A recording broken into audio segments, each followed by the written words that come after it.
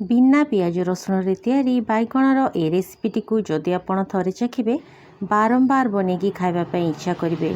तो प्रथमे लंबा लंबा स्लाइस रे काटिकी रखिथिबा किछि बैगण रे आमे हळदी लंका गुंड स्वाद अनुसार लुण देकी बढ़िया भाव गोलेकी साइड रखिदबा।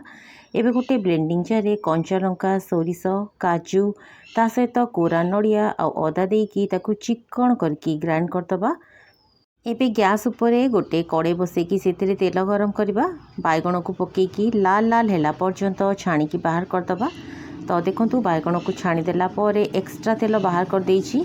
सेथिरे किछि कला जीरा पकेइबा।